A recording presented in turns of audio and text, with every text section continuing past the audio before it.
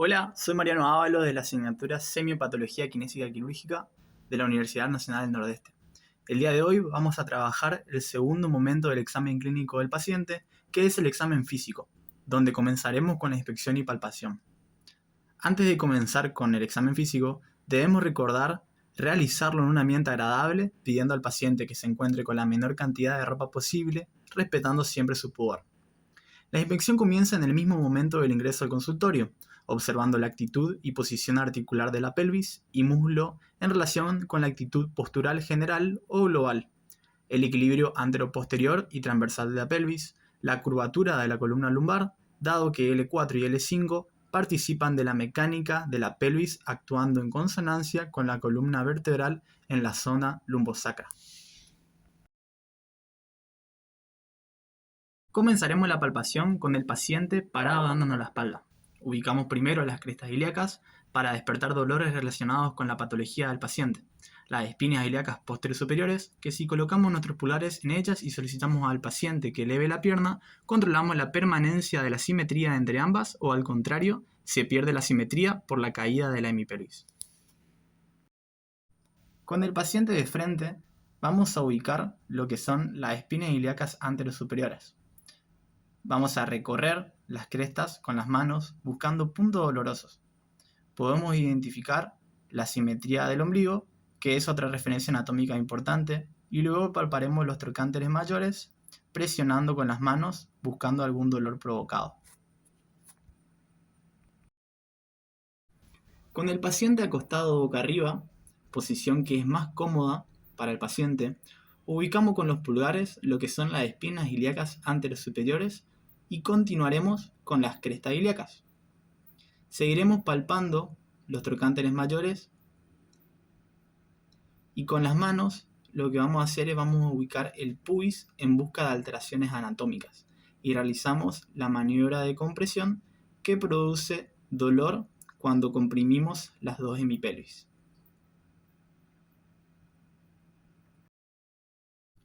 Con el paciente ubicado en decúbito prono, localizaremos lo que son las espinas ilíacas posteriores superiores. Palpo, busco dolor, recorro las crestas ilíacas y le pregunto al paciente, ¿duele? Podemos también palpar lo que es el hueso sacro y buscamos las proyecciones de las articulaciones sacroiliacas. En cada una de estas maniobras recuerdo siempre preguntar al paciente, ¿duele? ¿Dónde le duele?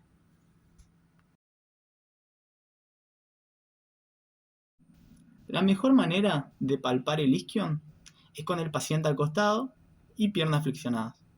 Comenzamos primero localizando el trocánter y a la altura de la mitad del glúteo mayor localizo un borde duro con la mano y hago presión en busca de algún dolor.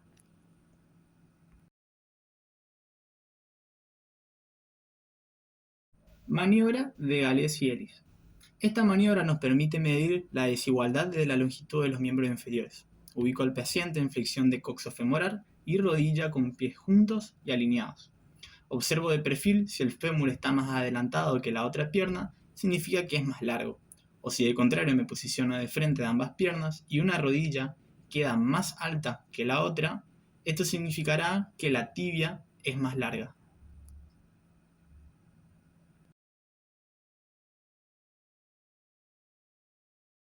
Maniobra de Thomas.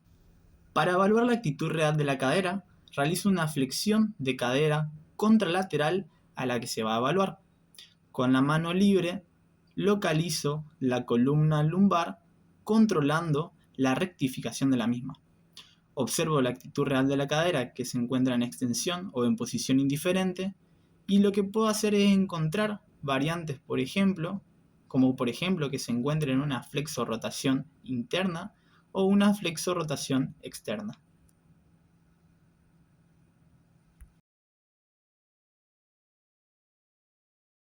Marcha de Trendelenburg. Sirve para ver la insuficiencia del glúteo medio. La marcha de Trendelenburg nos indicará la debilidad del glúteo medio y cuando claudica de forma bilateral, a esta se le llama marcha del pato.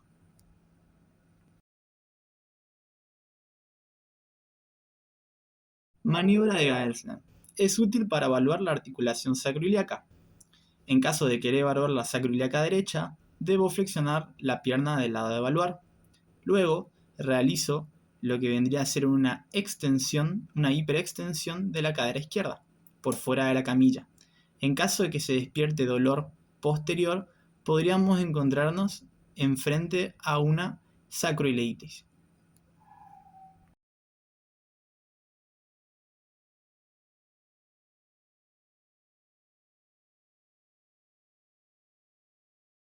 La prueba de Patrick-Favere, o prueba del 4, evalúa la articulación sacroiliaca. Uno de los miembros combinará los movimientos de flexión, abducción y rotación externa apoyando su borde maleolar sobre la rótula del miembro contrario, que se encontrará en extensión completa.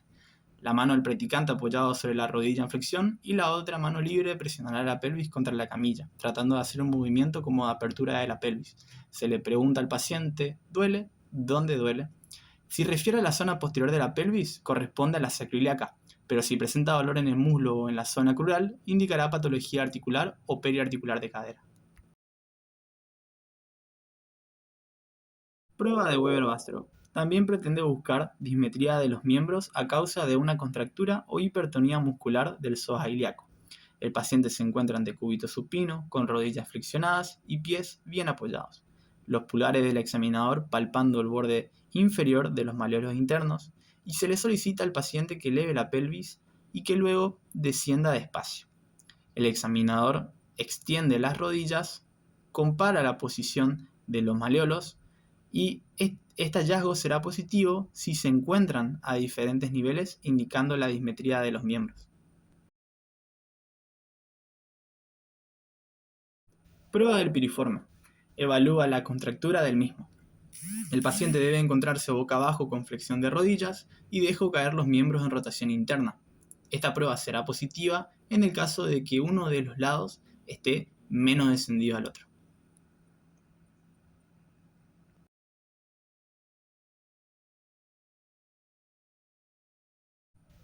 Maniobra de la saya. Se realiza elevando el miembro inferior en extensión completa. Si hubiera compresión del nervio ciático en sus raíces, aparecerá un dolor intenso que se propagará por todo el miembro inferior siguiendo el territorio del mismo. Ramos Bertis lo considera positivo si ésta aparece antes de los 60 grados.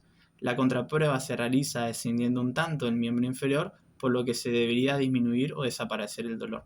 A continuación, se dorsiflexiona pasivamente el pie y si el dolor reaparece, se considera de origen ciático o de sus raíces.